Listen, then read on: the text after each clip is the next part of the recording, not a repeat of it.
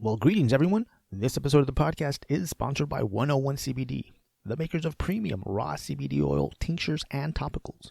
Like their Chill-X blend tincture, which is perfectly formulated to help us deal with the extra level of stress and anxiety that we're all coming up against during this quarantine.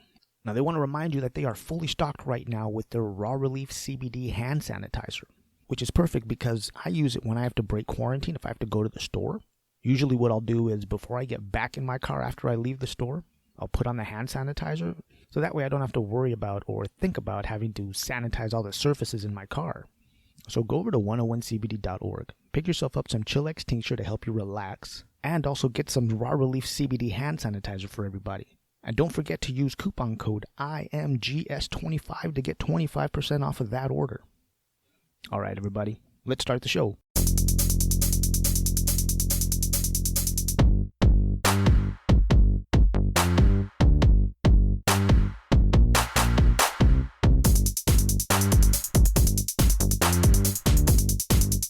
Well, hello again, everyone. This is the In My Grow Show, the podcast dedicated to taking the mystery out of cannabis. As always, I'm your host, Alex, and I want to thank you once again for taking the time to listen to me. I truly do appreciate it. Now, later on, I am going to keep talking about soil amendments. This time, it's going to be about kelp and seaweed, a little bit of info on oyster and crab meal. And I'm also going to be starting a new series today about starting your own small business. But before that, let's talk about a few things. So last week I put up a video about some seeds that I germinated, about a little over a week ago. So I germinated these seeds in a cup of water, and after the little taproot popped out, after a couple of days being in that water, I put them in some soil in a solo cup. I filled the cup about halfway with soil. Put the seeds in there, put them on the windowsill. They sprouted up after, 2 or 3 days. And after they sprouted, I kind of forgot about them. I think I checked them maybe once just to make sure they had enough water. And during that time of me forgetting about them, those seedlings stretched like really tall. Now, the reason they stretched was because they were on the windowsill and they weren't getting any direct sunlight at all. By the time I noticed it or remembered they were there, they were already pretty tall, pretty long. And they already had not just the round cotyledon leaves, but they also had the first two cannabis leaves, the single blade serrated leaves. And again, they were really flimsy, really top heavy, because they were just growing looking for that extra sunlight. So I grabbed all three of them, put them outside so they could get the direct sunlight and, hopefully stop that stretch. And these seedlings weren't any high priority seedlings. I didn't buy these seeds. I'd made these seeds years ago. I just, they're a fun strain to grow for me. I just wanted to throw a couple in there. So again, not high priority. Kind of forgot about them outside for a day and a half. While they were out there, it got a little breezy and two of them fell over up against the side of the cup.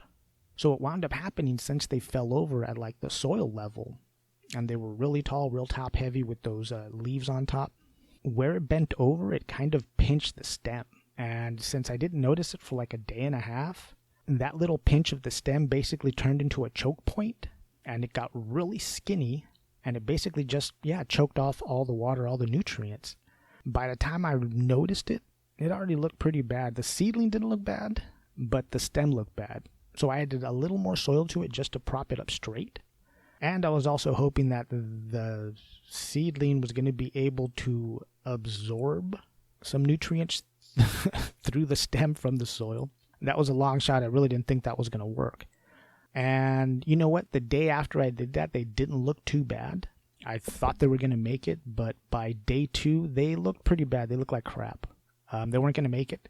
So that choke point, that little pinched off stem just fucking killed it. So, long story short, keep an eye on your seedlings. Don't let them get too long. If they do get too long, just put some soil on it to support them. Because if they do fall over, it is going to start to just pinch off any kind of nutrients for that little seedling. And you're just going to lose a seedling. So just keep an eye on your seedlings, really. Now, we are in, week 5, week 6 of quarantine. Which is kind of a trip in itself. But you know what I was thinking about? That this quarantine has really forced everybody collectively, worldwide, regardless of how old you are, it's forced everybody to learn how to live more online. I knew a lot of older people who are really hesitant to get online and learn to do things online just because, they get frustrated and they're like, I've lived long enough without a computer. I can do the rest of my life without it. This quarantine kind of forced everyone to at least up their computer skills, regardless of age, which I think is super interesting because I don't think without the quarantine, we would have had this much compliance this quickly. Compliance as far as like everybody learning a certain level of computer knowledge. So I don't know, man. I just think it's fascinating, Older people who were hesitant to have to, order medications or food online, now they had no choice. They have to learn how to do these things. They have to learn these skills. So it was just a trip when I started thinking about it. The other thing that the quarantine really has made me think about is how we vote. Because a majority of the people who work at voting polling places are older Americans.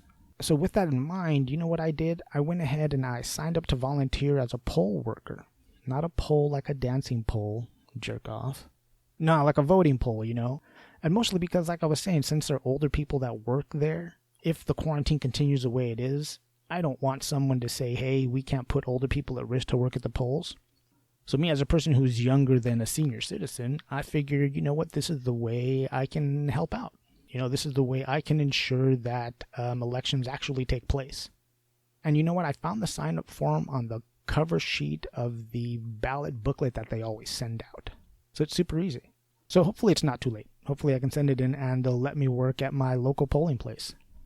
Oh, and you know what? Last week I forgot to talk about the Green Flower Media Cannabis Fundamental Course that I finished.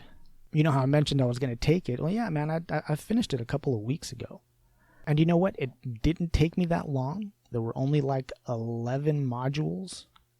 And each one of them's about an hour to get through. Now, the plan was to do one module every day, but I wound up doing 2. At one point, I did like 3 in one day. And that's just because I had the time. I was already quarantined at home. So, I just decided to knock them out. And this course, just like the title says, Fundamentals, is really basic. If you don't know anything about the cannabis industry and you're about to get into it, or if, you're a cannabis company who just hired somebody who doesn't know anything about the cannabis industry, it's a pretty good course. It's an okay course. Again, it's super basic, super fundamental. I will be honest with you, though, I did learn a couple of things. They did give some information that put things into sharper focus for me, made it easier for me to explain certain aspects of cannabis. Now, the big question is, can you find all the information in this course online? Well, yeah, of course you can. But the difference there is that the information they have, it's all in one place, and it's from reputable sources. Whereas the internet, you can find all the information that's out on the internet, but you have to wade through a whole bunch of bullshit, and you're not really sure about how good the information is. For example, one of the parts that I really enjoyed listening to was the botany part. And they had Mel Frank teaching the course on botany, which was awesome. The other one that I thought was really informative was the module about myths about cannabis, and that was presented by Paul Armentano. But on the other hand, the module on dosing, good information, but it seemed like it was longer than it needed to be. I did feel like some of the information was just repetitive. They spoke about it 2-3 times about certain aspects of it. So that one in my opinion could have been shorter. And to be honest with you, on a scale of 1 to 10, I'd give the course about a 7. And since the course is free till the end of the month, you still have a couple of days. I do think it's worth your time. You can go over to green-flower.com for more details, I believe. Now let's move on to the strain of the week. And today I'm going to talk about Big Smooth, which is a cross between the OG Blueberry and the Cookies and Cream. Now this is an indica-dominant flower. It had a nice, sweet, fruity smell. You know how I like a fruity bud. And it also had this really frosty, fluffy look to it. It was a really good flower, man. Now, even though I'm not an indica type of guy, this was a fun high. Very euphoric, very relaxing. But it was not a good weed for me to do work to. Because while it really didn't give me couch lock or make me too sleepy, it did kind of zap my motivation. And I think that has to do something with the 24% THC. Again, didn't give me couch lock, but it did kind of make me, do I really want, I just wasn't motivated. I couldn't do work with it. But it is a really good weed to hang out with friends with because it's going to keep the conversation going and it's not going to make everybody sleepy. So yeah, man, if you see it out there, get the Big Smooth. And the strain of the week was sponsored by Bud Buddy, your one-stop shop for curated cannabis products and accessories. And right now, when you bundle together the Wriggler Dab Rig and the Big Shot refillable torch, both made by Higher Standards, you can get 15% off of that order when you use discount code Wriggler at checkout. So go to budbuddyonline.com to take advantage of that bundle. So last week was 420, right? So I decide, okay, you know what? I'm going to get on Instagram Live, do a little 420 video, smoke a joint. You know, maybe talk a little bit about the history of 420. Because it's the obligation when it's 420, you got to tell the story, right? So I get on there and I'm rolling this joint of the Big Smooth. And my buddy Rodney gets on the video with me. And we're chatting away, you know, and I smoke this whole joint. And it's all going good for like the first 15 minutes. And then the weed hit me. Like really hard, and I was really, really high, too high to be on video.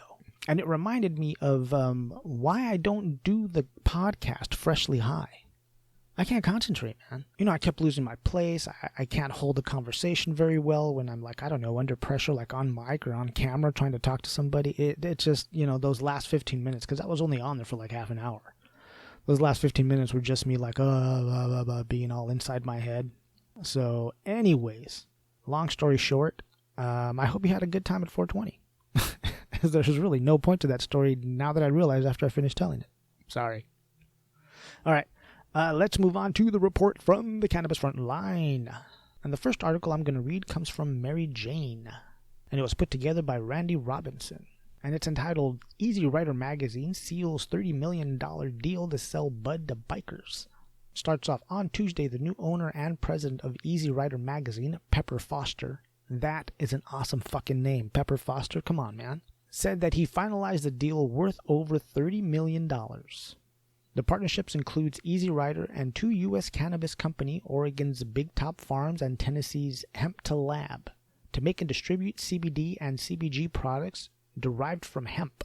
Easy Rider products will include items like topicals, salves, tinctures, lip balms, and lotions, which will bear the Easy Rider logo and Gothic typeface, making these weed products the first and so far only marketed directly to American biker communities.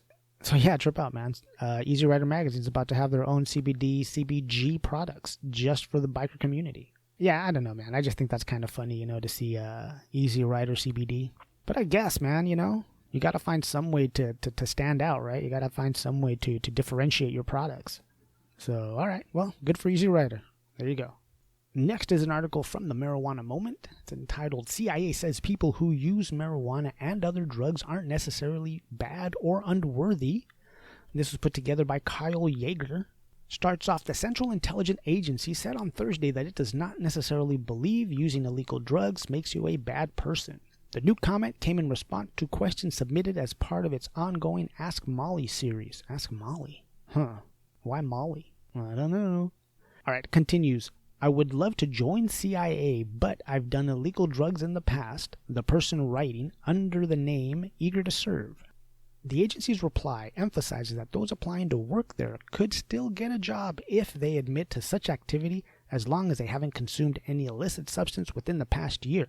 Okay, so you have to admit to all illegal drug use and then be sober, at least drug-wise, for a year. And then they say, okay, yeah, you can apply, you can be part of CIA. Well, and that's a good thing to see, that the CIA, you know, will take people who have past drug use. Since, I mean, you know, if we listen to conspiracies, some of the reasons we have some of the drugs in this country is because of the CIA. I don't have any proof of that. That's just a conspiracy that I've heard. But anyways, there you go, folks. If you put down that weed right now and never do it again, you can be part of the CIA, supposedly. And the final article, again, comes from MaryJane.com, and it's entitled, Canadian Nurse Caught Using COVID Credentials to Sneak 150 Pounds of Pot into U.S. This was put together by Zach Harris. It starts off, in a made-for-TV movie drug bust at America's northern border this week, Customs and Border Patrol agents stopped a legitimately credentialed nurse on her way from Canada to Detroit when they discovered 150 pounds of vacuum-sealed cannabis in the trunk of her car.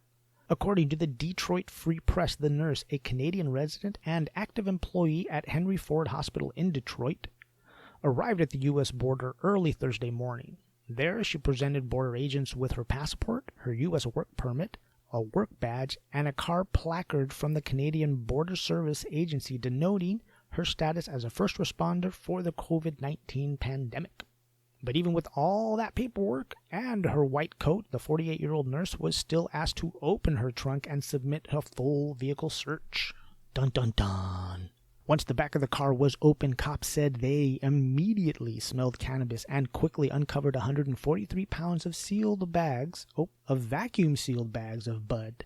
After the bust, border agents cuffed the fully scrubbed nurse and charged her with conspiracy, possession, and intent to distribute, and importing more than 100 pounds of marijuana into the U.S. from Canada. If convicted, the Canadian nurse could face up to 20 years in prison for her trafficking attempt. Damn, 20 years, man. That's a lot. But, no, there you go. My question is, though, how many times has she done this before she got caught? You know? I don't know. I don't think it was her first time. She seemed to have it down pretty good. And that, brothers and sisters, is a report from the Cannabis Frontline, which is sponsored by Nube CBD. Because when you're looking for quality, smokable CBD flower, you don't have to go any further than Nube. Because they've got some great flavors like the fruit punch, the peach haze, and the special sauce, just to name a few. Don't forget, that is Nube, NUBECBD.com. All right, now let's keep talking about soil amendments. Today we're going to cover kelp, liquid fish fertilizer, and a little bit about crab shell and oyster shell. So kelp or seaweed is what's considered a broad-spectrum fertilizer that's rich in beneficial trace elements and hormones that stimulate plant growth. Now, it's going to be high in carbohydrates, which are the essential building blocks for plant growth, and since it's low in cellulose, or fiber, it really doesn't take that long to break down and be plant available. The NPK in kelp is going to be about a 104. A couple of big reasons why I use kelp is because, one, it's really rich in the micronutrients, and two, it is going to help build the soil structure. Along with that, it's also really good at helping the plant deal with stress from drought and stress from frost. There's a couple of different ways you can get kelp as a soil amendment. You can get it in a dry powdered form that you can just mix in with your soil or just top dress. You can also get it in a liquid form. Now, as I was saying, kelp has a lot of micronutrients in them, like iron, copper, zinc, boron, magnesium, cobalt, just to name a couple of them, you know. And the kelp gives the plant natural resistance against harmful nematodes, diseases, and some other pests. Now let's talk a little bit about fish fertilizer. Just like kelp, there's two different kinds. You can get the dry powdered form, or you can get the liquid form. If it's a liquid, you're going to be looking at two different kinds, either an emulsion or a hydrolysate. The difference basically is just the processing. A hydrolysate is cold pressed, whereas the emulsion, they use heat. I don't like to use an emulsifier just because the heat winds up killing a whole bunch of good vitamins and nutrients inside that liquid fertilizer. And now there's a couple of things we need to think about when we're using fish fertilizer. One is that regardless of how it's been treated, it's still going to have a really bad odor. It's really going to smell like fish. The other thing about fish fertilizer you need to understand, or you need to be aware of, is that it's not going to have any more nutrients than other less expensive soil amendments. You know, the nitrogen that you get from fish fertilizer, it's about the same that you get out of coffee grounds. And coffee grounds cost a lot less than fish fertilizer. So just be aware of that. You know, just because it's fish fertilizer, it doesn't make it better than any other soil amendment. It just makes it more pricey, from what I've learned anyways. Don't misunderstand me though. I do use at times a liquid fish fertilizer. It is a combination of fish and kelp, and it also has molasses in it.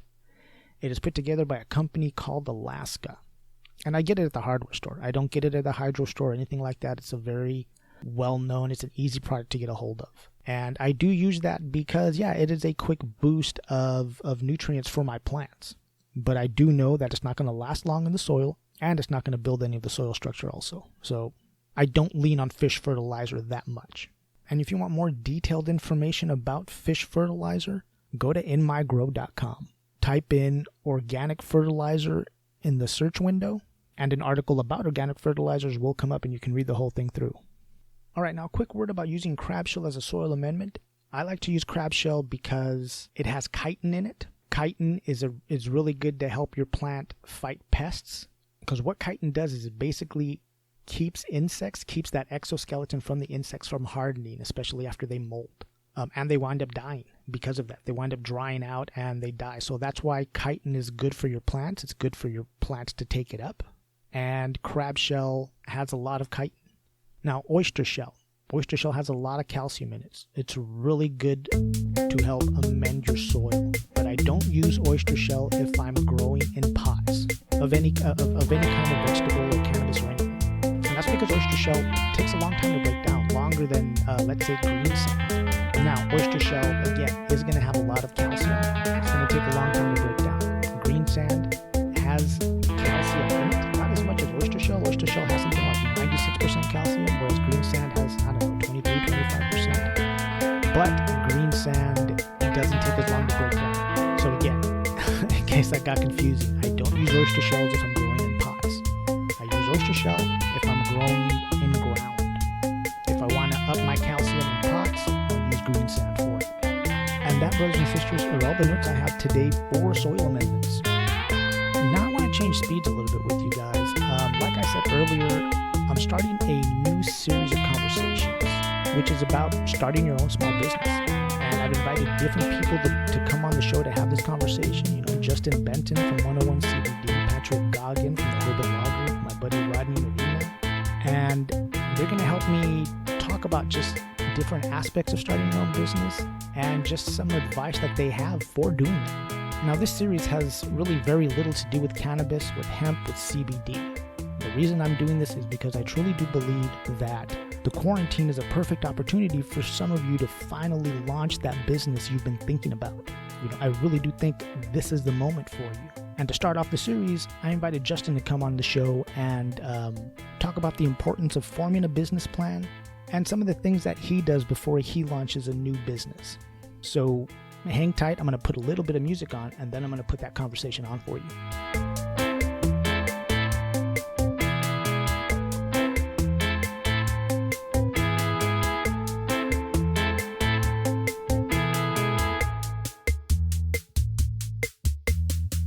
Well, brothers and sisters, check it out once again. I've got my buddy Justin Benton with me on the show today. Justin, how you doing this morning, man? Welcome back to the show. I'm going to just start calling you a co-host. That's right. Well, thanks for having me. Always an honor and a pleasure. And I'm still waiting for that smoking jacket in the mail. I think it's the maroon color we went with, right? Correct. And it's got the off-color pocket flaps. Love it. You know. Hey, so before we get started, I want to thank you, dude, for taking the time to be part of this conversation, because this whole topic of, you know, what it takes to start a small business, it's really doesn't have anything specifically to do with cannabis or CBD. You know, I just think that the quarantine is a really good opportunity for some people to finally start that business they've been thinking about. And I don't know, maybe, you know, certain details have hung them up, or they just haven't followed through on what it takes. And I just want to help them, you know, just think about it more and maybe lay the groundwork for that. So thank you, man. I appreciate you taking the time. Anything I can do to help, you know me. Right on. You know, because there's a lot of things to consider when you're starting your own business, besides these 5 bullet points we're going to go over. And I just want to let people know that this, like, you know, rough outline of what a business plan is about, this isn't something you're going to want to use for if you're looking for investors.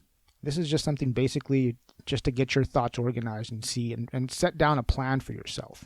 You know, one of the first things we need to talk about when you're thinking about a business is, you know, you need to look around the landscape. And is your idea, do people need you? Do people need your idea? What does that look like? You know, what is your product and services? What is it going to provide? And I wanted you on the show because I know you've started businesses, a couple of different ones, you know, either sole proprietorships or even partnerships. So I think your insight's really going to help us out in just understanding what it's going to take just to start that small business, man. Absolutely. And I appreciate the opportunity. I've been called a serial entrepreneur. I heard that term for the first time a few years back, and I thought that was an interesting one.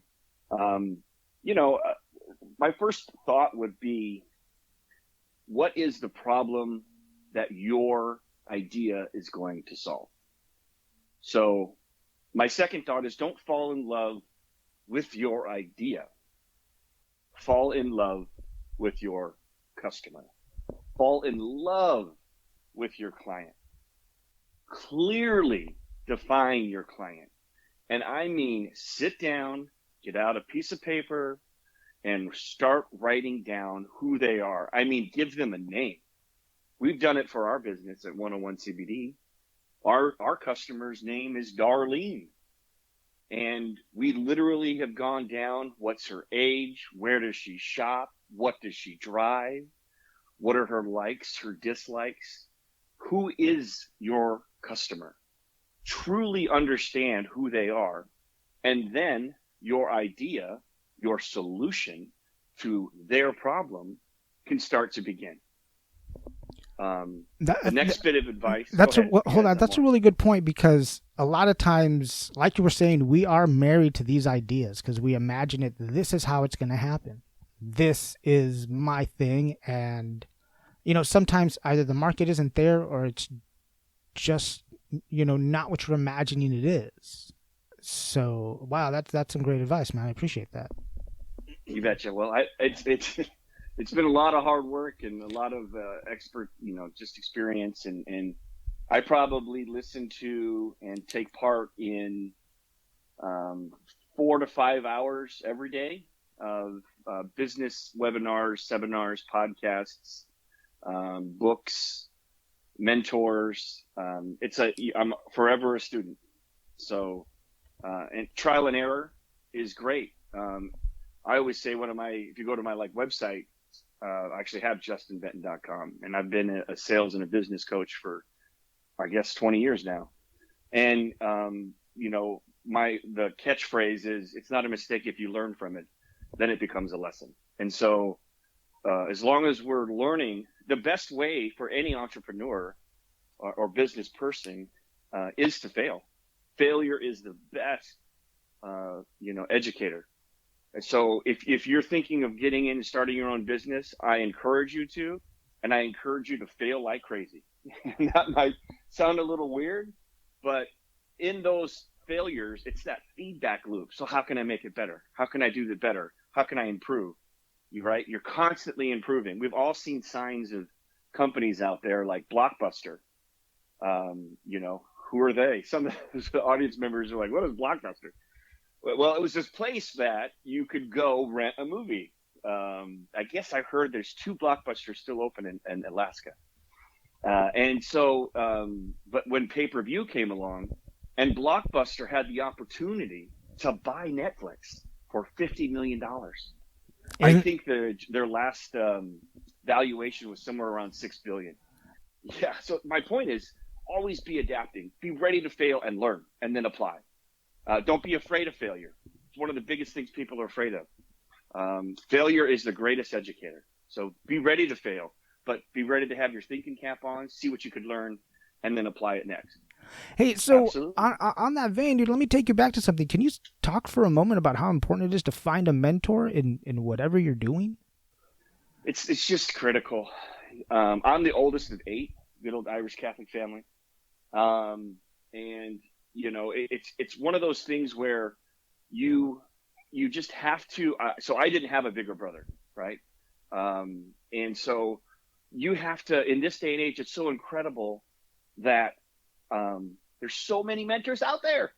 Like, look, you don't have to physically, me and Tony Robbins don't hang out on the weekends, but I tell you what, I'm a lot of groups with him, and we get to go back and forth. There was a great webinar that he put on last week, and it took one of my questions about how to get your SBA loans approved and all this kind of crazy stuff.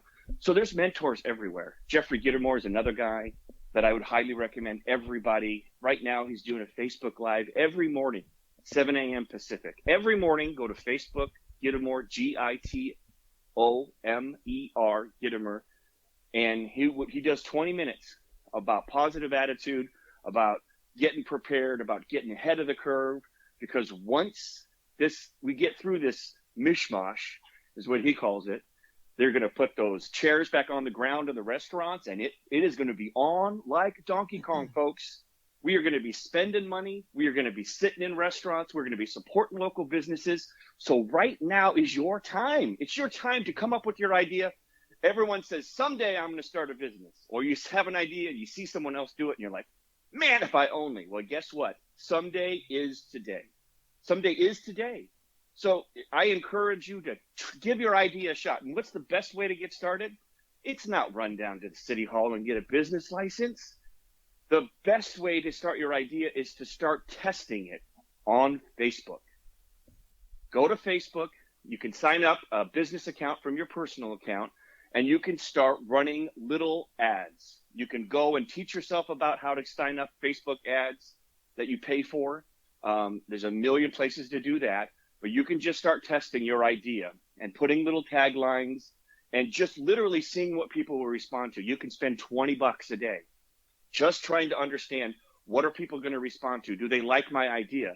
And you can have a simple landing page that all it does is it asks for an email address. What you're trying to do is see if people even like the name of your idea. You can go to Google, and they have Google Trends that will tell you how many people are searching for what it is you think.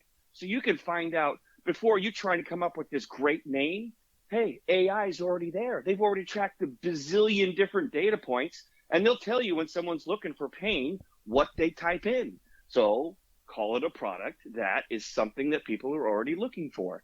All of these ideas are there and they're out there for you. But like I said, don't start a business plan. Don't start getting business licenses and websites and all that stuff until you've tested an idea, modified it, tweaked it a little bit, and you've got some positive feedback.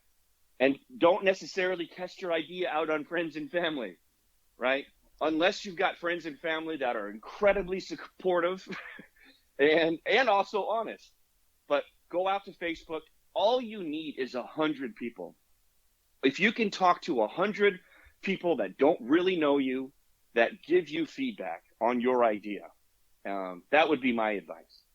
Yeah, and bringing it back to mentors, what I like about getting a mentor in whatever new thing I'm starting is that, because as a new person of whatever thing I'm thinking about doing, I see the full landscape, and it's overwhelming, all these other things that could happen in whatever. Let's just call it hemp. If I'm jumping into hemp, there's a million different avenues. One thing is that having a mentor, it gives you that person in the industry that can point you in the direction you want to go to. Yes, all those other aspects of the hemp world are important, but you want to focus on this lane. And I think that's a really important thing. I think that's because it saves you a bunch of time. Saves you a lot of headache. I would add to that too, is work on your inner circle. So there's research out there that shows the 5 people that you hang around the most are the expectations of life. So your expectations will either rise or come down to the 5 people you hang out with the most.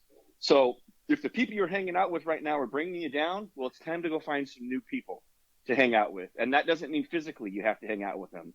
And obviously in the world right now, we're not hanging out with many people physically, but find out the kinds of people that are doing the things that you want to be doing, or have the same ideals that you have, and work on that. And how do you get a better inner circle? And this is mostly speaking professionally, but it also carries over to personal. There's these things called masterminds. They're everywhere.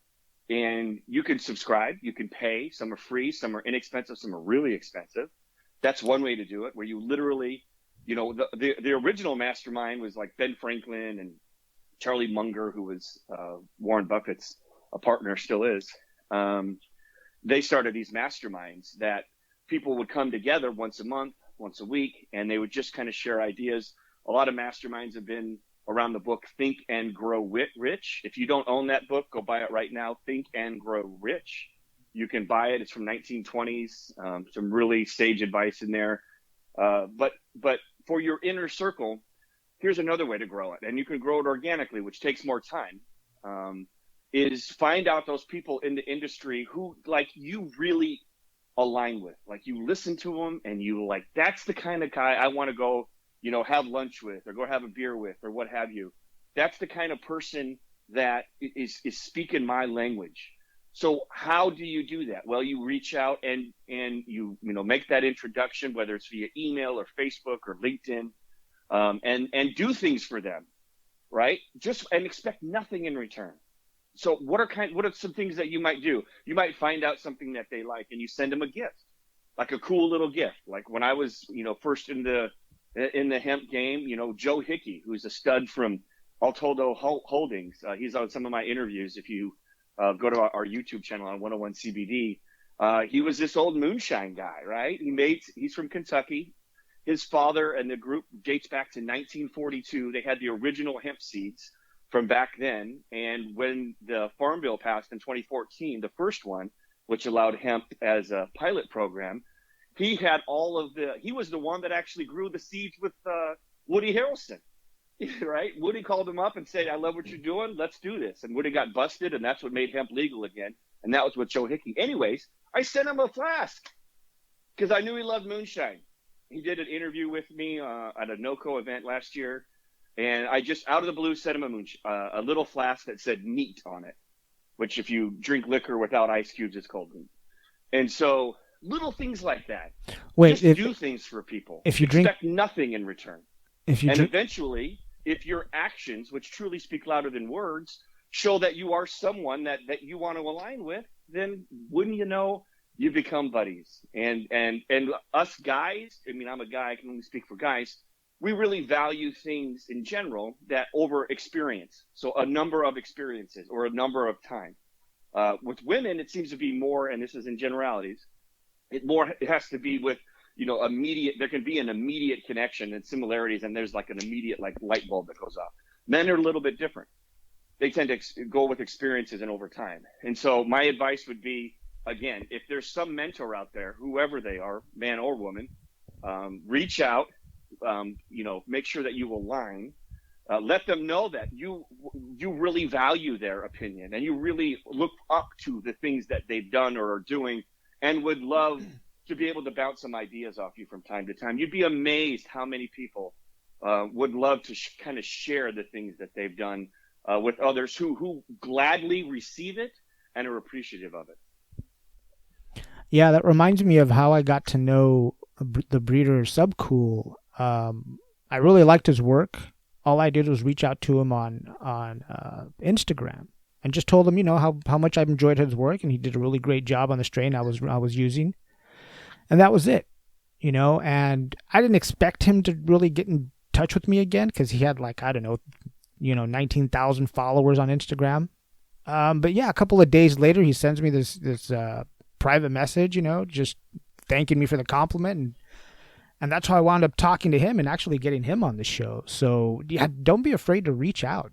Sometimes, a lot of the times it's just people. Well, actually, all the time it's just people.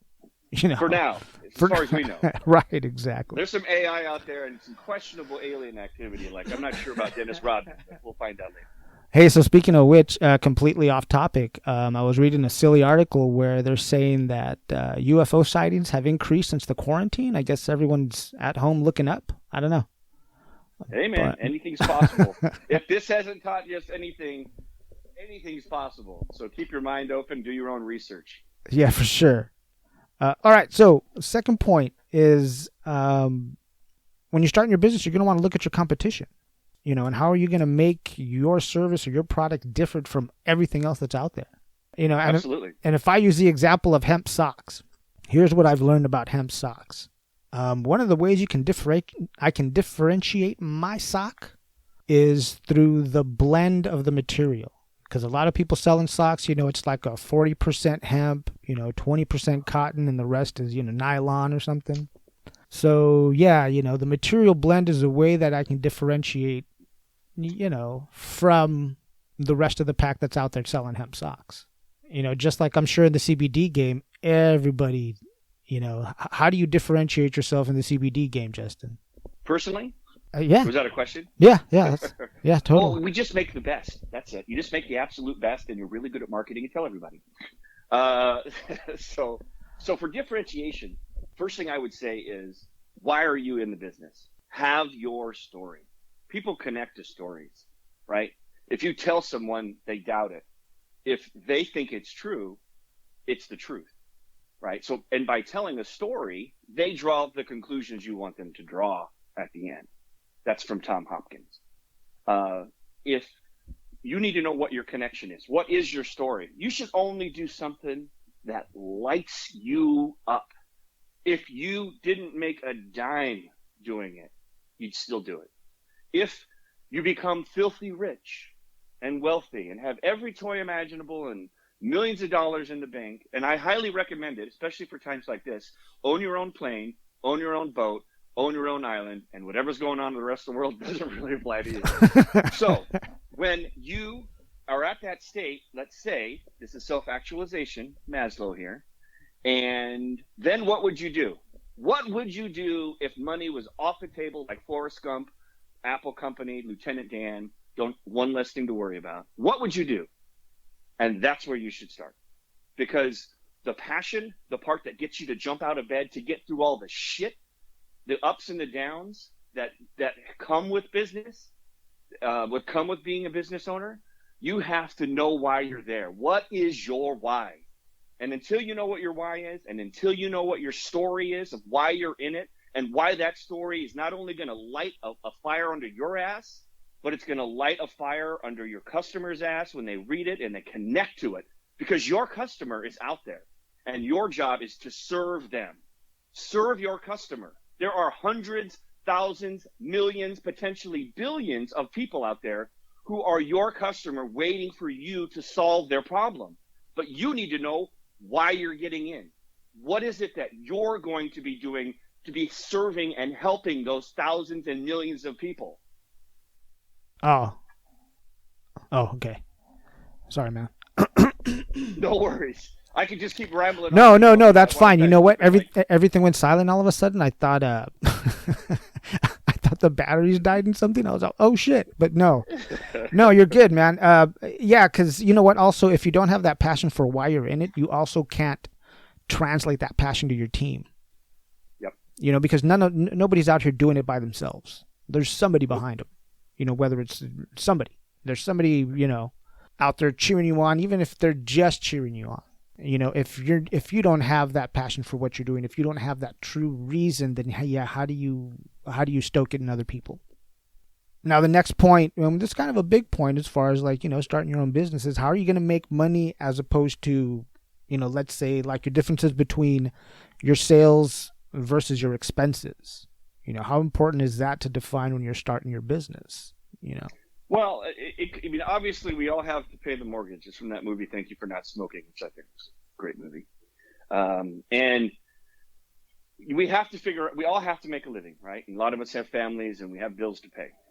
So you got to kind of know what your monthly nut is. And if you currently have a full-time job, you know, and you can start this as a hobby, as a side hustle, that probably would be the best way to do it. It's like the old adage, you know, what was Tarzan's last words? You know, who greased the vine? You never let go of one vine until you have your hands securely firmed on the next one. So if you have income to go ahead and do a side hustle, then, you know, do some of that Facebook testing that I was talking about, do some of the competitive differentiation that Alex was talking about. Great. If you've been laid off, and hopefully you're collecting some unemployment because it was unforeseen realities, so you still have an income stream, then again, you need to kind of figure out where your monthly nut needs to be. But here's the key. You need to find out, if you stay focused on your customer and their problem, and you identify a problem and you have a solution for a problem for a good number of people, and you really stay focused on solving that problem and taking constructive criticism and listening to that feedback loop and making changes accordingly to that 100 people focus group that we're talking about, the money will take care of itself. And here's one little side note that you want to think of in this time that we're in, because just like 9/11 changed the way we flew airplanes, this coronavirus is going to change the way that we operate as a society for at least the next 1 to 2 years, in my opinion. And there'll be other viruses. We've had bird flus and swine flus. This one really caught everyone's attention and really kind of stopped everyone in their tracks. We obviously had a mass, you know, reaction to it in America with, you know, media and social media. And just so you know, I am social media distancing, and I recommend all of you to understand before you go out there for personal social media or even watching the news, were you in a better place before you turned it on, or a worse place after you turned it on. So just be real conscious of how much time you allow that negative information into your head. You can only control and focus on what you can control. But what I was saying was, in this new era that we're in right now, people are going to be kind of watching their pennies a little bit more, right? It's a recession, if you will. We might bounce back real fast and come, like gangbusters. That's certainly possible. But right now, we're in a bit of a recession. It's basically, 2 quarters back-to-back negative. And in that time, you either need to be a substitute for something. So your product, your idea, your service needs to be a substitute for something, or it needs to be a treat, right? Because everyone's going to be looking to substitute things, to consolidate things that are going to make their life better, but in a different way, or it's a treat. And everyone wants to treat themselves, especially as we know in this epidemic, just silly word I like, mishmash, better, is that we all need to be taking care of our mental health. And we all need to be exercising and getting out some sunshine and taking care of ourselves, so we can be uplifting to ourselves and to others. So, and we do need to be a treat. And so figure out what a treat is. So think of those two things also in this unusual time that we're in right now. I never thought of it in that sense, as far as like a reward, a treat. Because it's also a little bit of an escape, That's a good point to talk about. The next bullet point here, which we're all learning like a different lane to do this in, is how are you going to market that business? And you've already spoken about, testing it out on Facebook. But I mean, what are some of those new realities out there of marketing a business during quarantine? Well, again, first of all, video. Shoot videos, right? There's Zoom videos. There's hippovideo.io. Basically, it's a platform that instead of just sending an email, you're sending a video with your email. And we live in the world of videos. Get yourself a green screen. They're like $50 online. If you can find one cheaper or faster, get one as well. It's the world of video now. So you need to make sure that when you're marketing yourself, whether it's on email or whether it's on social media, that they can see your face. And right now, you don't have to get an elaborate, studio. You can get a nice light, again, for like $20. You can use your phone, which is totally fine, because everybody right now has got that, 3-day, beard going, or in some cases 30-day. And we're all going to have this kind of more rustic look going on in general. And it's okay to shoot it because you're mirroring the reality when you shoot with the phone. But people want that connection, that video. So whatever you do in marketing, have video. You can shoot YouTube videos. It's free. Get YouTube channel out there and put videos on there. Content. When you're building your landing page, go to a website called Sales Funnel, Thrive Marketing. These are places that for like $20-$30 a month will teach you how to start to put your marketing plans together. And these things called sales funnels. There's also a thing called ClickFunnels. It's another great website. ClickFunnels will teach you about sales funnels. Thrive will teach you about building websites. There's all of these great companies out there, software, that have already figured out all the hard stuff. You've got to come up with the idea. You've got to come up with the passion, and you got to come up with a few bucks to make it run. And if you are committed to financial freedom, to living life the way you want to live it, to not having to answer to the man, then I encourage you to go down these roads. And if I can help you out and point you in the right direction, you can go to justinbenton.com, 101cbd.org. You'll see all my contact info in the show notes. I'll point you in whatever direction I can. Because again, I'm not just telling you what to do. If you follow my feet, I'm doing what I'm telling you to do. I help people just to help people. It's in my nature, but I do it. And I've helped people out and expected nothing in return. And I will always, that's my mantra. That's how I live. And if I can help you, great. And maybe someday you'll be able to help me, like the Godfather, right? Yeah, there you go. Especially right now, the easiest way we're going to get through all this is who you know and how we help each other out. Yep. Hey, so real quick, you were telling me a story. Speaking of the pitfalls of marketing and video today, you were telling me a story that you had one of your Zoom meetings bombed. Yeah. So, so we had used Zoom a lot. We use it. We have multiple offices in multiple states and retail stores for 101 CBD. And we were getting people together and we were doing a fireside chat. This was the beginning of all the mishmash. And so I was like, oh, cool, let's do a fireside chat. We'll answer some questions about like antiviral household items like vinegar and lemons and how washing your hands encapsulates the virus and washes it off your hands and why maybe alcohol based products 24/7 isn't the best idea.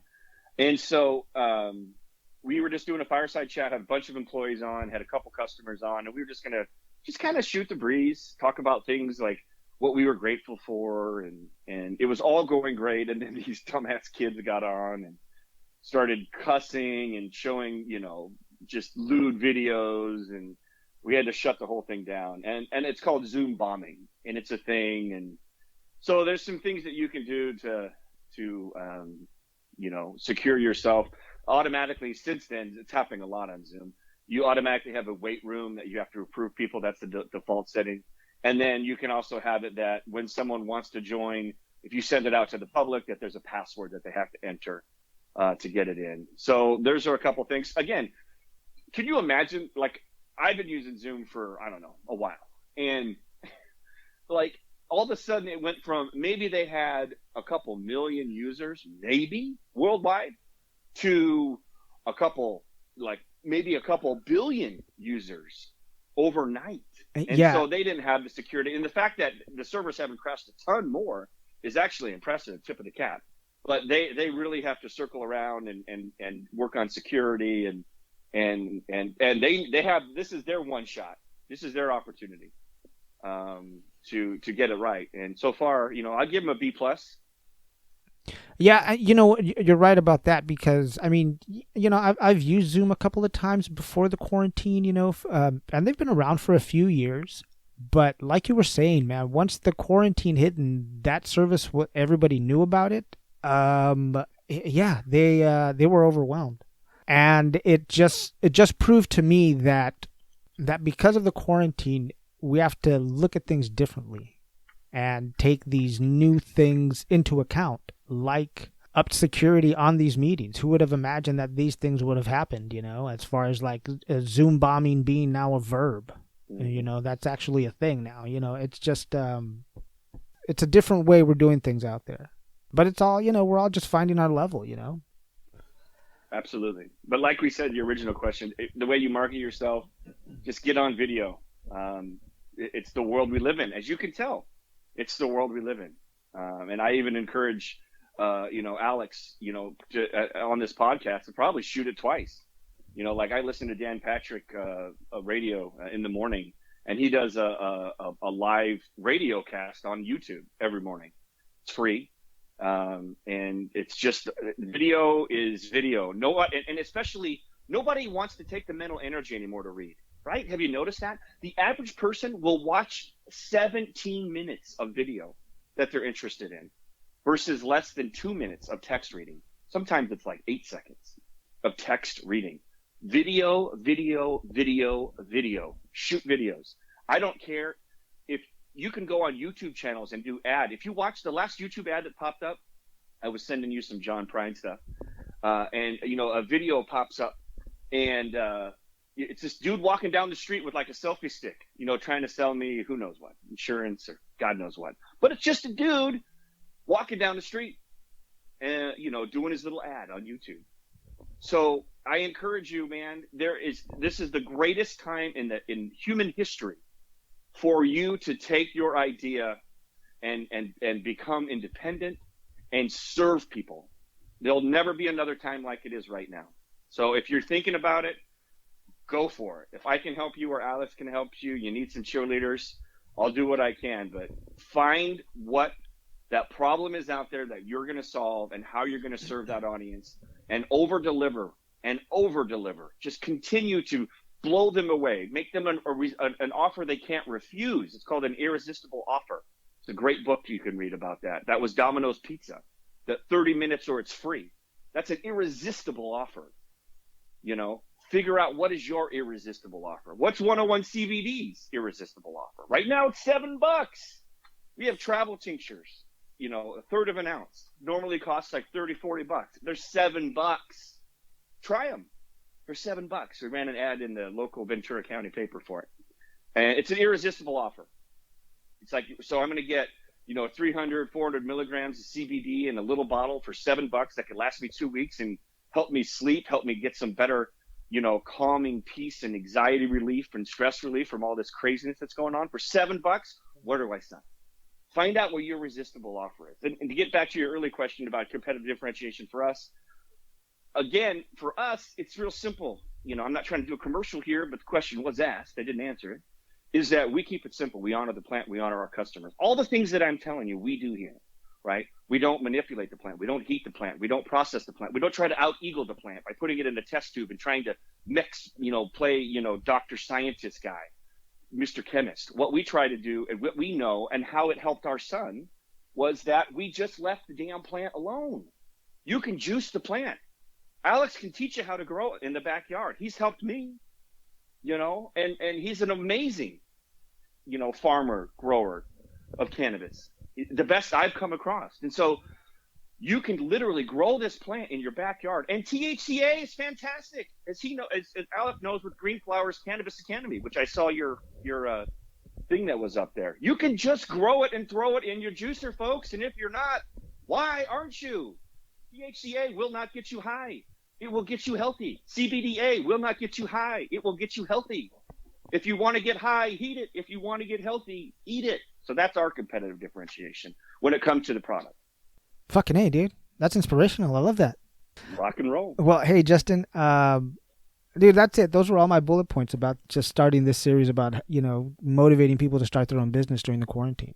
At the very least, get the ball rolling. I'm not suggesting that, by the end of quarantine, you've got this business already put together. That's not what I'm suggesting is lay down the groundwork, get moving in that direction. It is hard, but it's not impossible. Totally doable. What you're saying about growing cannabis? The same thing. I think it applies. Grow, learn, teach. Also, you always said about cannabis. I think it was last episode I was on. You said it ain't that hard, but it ain't that easy either. No, it's not. I mean, and it's not that hard, but it's not easy. If it was easy, everybody would be doing it. Yep. But it's not that hard. It's not that hard. Put your idea down. Invest in yourself. Have some confidence in yourself. You can do this, man. You can do this. And don't let the details bog you down. Yeah. And list out all the woulda, coulda, shouldas. That's the thing too. Yeah, that's the thing too. If you list all the details and wait for perfection, because a lot of people also wait to launch their business for perfection. The moment's not perfect. That's not going to happen, man. You need to just take what you got, fucking go for it. Move forward. Good enough is good enough. Yeah. And your customer will give you the feedback if you listen and apply. So you don't have to come up with a perfect idea. You have to come up with the inspiration, come up with your why, and go for it. And listen to your customer, and then make changes as you need to. And just go for it, man. Just go for it. Again, my motivation to you would be, if I had all the money in the world, what would I do then? Start with that. There you go. All right, Justin, one more time. Let's tell people how they can find you and 101 CBD. Just as simple as Google 101 space CBD. We pop up all over the place, or go to the website 101cbd.org. Phone number 805-642-5623. Email is a simple one that I check as info@101cbd.org. And I had two little things I wanted to touch base on before we headed out. One of them was Charlotte Figi. I don't know. Did you already cover this on a previous podcast? You know what? I did talk about it, but go ahead, man. Give me your thoughts. She was a beautiful cannabis warrior. Yeah, she was the one that got it started for our country. So she was a little girl who had the worst type of epilepsy, 300 seizures a day, on medication. She was in hospice. She wasn't going to make it. Her mom, Paige, never gave up. Did some research similar to what we did with our son, came across some research dating back to the 70s with Meshulam about epilepsy and cannabidiol. Moved to Colorado, came across the Stanley brothers, and she went from 300 a day to like 1 a week. And and that was back in, like 2012. Then the Sanjay Gupta 2013 did the CNN special on Charlotte, and then that was the spark that led us to the 2014 bill, the Farm Bill, that allowed us to start piloting hemp.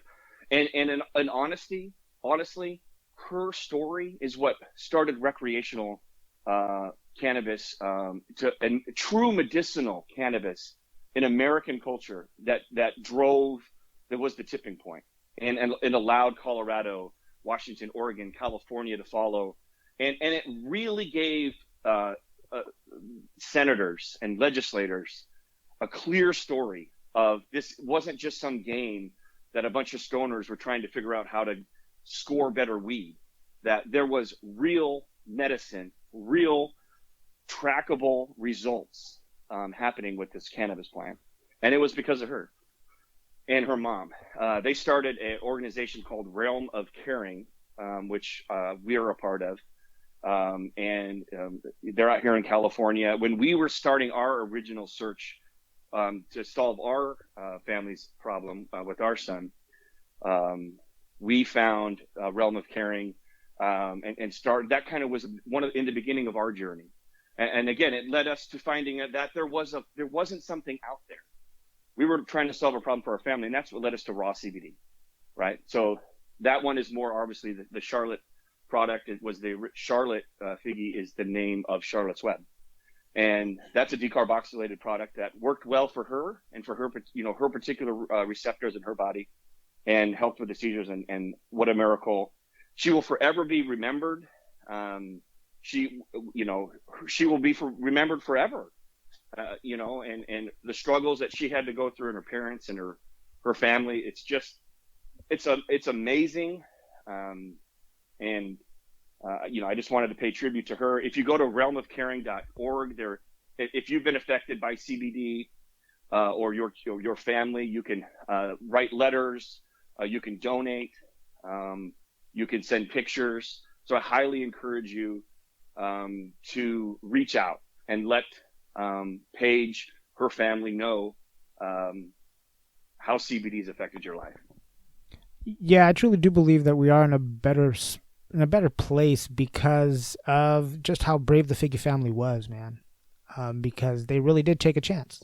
They saw the little bit of science that was out there, and it really did help her condition. I believe she had, what was it, Dravet syndrome? Yep. Yeah. And I've told people, if you don't know who Charlotte Figgy was, take a moment. Google her, look up her story, man. It's a really important thing to be told. And like you were saying, she really was one of the big catalysts to move the conversation, a serious conversation, forward about cannabis, CBD, THC as actual medicine. There was science going on there, and people recognized it. It wasn't overnight, but we've come a long way. We've come a long way from like 1996, 1997, when medical cannabis and CBD was still illegal. Well, relatively seen as it wasn't well accepted as being legal, as being a medicine. The authorities were still kicking down doors. And, the Figgy story, Charlotte's story, had a lot to do in changing people's minds. And, I'm thankful that she was who she was. Absolutely. And there's I think Jason Mraz, they had a concert at Red Rocks, and they did a tribute song. This gal came up and rapped and sang a song to Charlotte, who was in the audience. Charlotte's in the title of the song. Just go YouTube it, you'll see it. It's pretty cool. And yeah, so she's no longer physically here with us, but she will always be with us in spirit. So I just wanted to make sure we gave a tribute out to her. Yeah, for sure, man. Absolutely. And then one last thing I wanted to bring up. Yeah. John Prine. I don't know how many of you guys know who John Prine is. He was kind of a folksy country cat from the days of way back. My family grew up listening to a lot of his tunes, and Angels from Montgomery, and In Spite of Ourselves, and the one that's most appropriate for this podcast and you, the listener, is the song "Illegal Smile," which I was out camping this weekend. And for those of you that are like, wait a second, how's he camping? But here's the little secret: don't tell anybody. Actually, tell everybody. It's up at El Capitan, up in Santa Barbara, 45 minutes north of here. They're still taking single cabin reservations. El Cap is open? And so you can go up there. It's not cheap. It's called glamping. So it's like $200 a night. But you have a fire pit. You have your own private bathroom. They have a little market that's open. It's called El Capitan Resort. Google it, Yelp it. Is that the one on the right of the freeway? Correct. Yeah, okay. I know. Yeah, we've been there. That's a cool spot. Yeah, and so go up there. Anyways, we were camping, took the family up there, obviously getting stir crazy, gobbled up your CBD and go camping up there if you can, as long as it's still open. We just got back about an hour ago. And I just woke up, a little campfire. I was playing some music, and I sent Alex a little recording I did on my iPhone, keeping it real. Just voice memos in the morning about Illegal Smile. So I think you're gonna put something up, maybe end the show with that little. Yeah, John Prine's gonna play us out, man. I know YouTube's gonna, pitch a fit, but fuck it, who cares? John Prine's gonna play us out today. For the Illegal Smile, you gotta. Now it's Illegal Smile. Yeah, man. We'll take the hit. Who cares? All right, Justin. Once again, brother. Thank you very much for taking the time, man. It really means a lot to me. Don't hang up. Everybody else, I'll be back.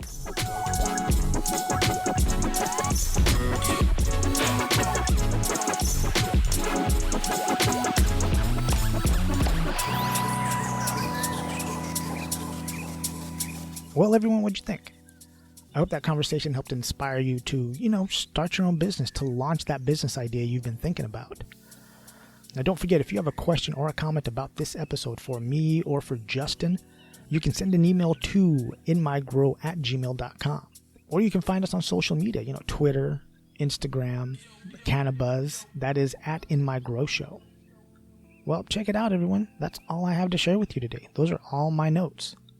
Now, I'd like to remind you, if this show has given you value, if it has entertained you, educated you, or even given you a little escape from your day, do us a favor if you can and help us out with a little financial donation. All amounts are welcome. You can go to patreon.com/inmygrow and leave a donation there. You can also go to inmygrow.com, click on the support the show tab and buy a t-shirt. You can also send a donation through PayPal, that is inmygrow@gmail.com. Or before you go shopping on Amazon, you can click on the Amazon link at the top of the show notes of this episode, because that just lets them know that we sent you and the show gets a commission that doesn't cost you anything. Now, I know times are tough. I know there's a lot of uncertainty. If you can't help the show financially, don't worry about it. I get it. Okay, but here's how you can help. Subscribe to the podcast wherever you're listening, leave a rating and a review, and then subscribe to the website inmygrow.com. Then go to YouTube, search for In My Grow Show with Alex, then subscribe to the YouTube channel, and after you do all that subscribing, just tell 3 other people about the show. Do me that favor, just 3 other people. That's it, really simple. Next week, I am going to continue the conversation of starting a small business, and I'm going to have Patrick Goggin with me from the Hoban Law Group. We're going to talk a little bit about the differences between a sole proprietorship and an LLC. Now, I want to thank all the artists who let me use their music to put this show together. I truly do appreciate it. And once again, I want to thank you for listening. Wow, I'm losing my voice at the end. I think I'm running out of saliva. That's okay, I'm almost done. And just as another reminder, if you are a cannabis company and want to advertise to our worldwide audience, let them know that you're still out there or what you're doing that's new, send me an email that is inmygrow@gmail.com, and we will figure out the best way to do that for you. All right, ladies and gentlemen, cats and kittens, brothers and sisters, hermanos y hermanas, I'm going to get on out of here. I am done for the day with you guys. I love you all very much. And remember to always grow, learn, and teach. And one. It was 12 o'clock before I realized that I was having no fun. But fortunately, I have the key to escape reality. And you may see me tonight with an illegal smile. It don't cost very much, but it'll last a long while. Won't you please tell the man I didn't kill anyone? I was just trying to have me some fun. Hot dog bun, my sisters are none.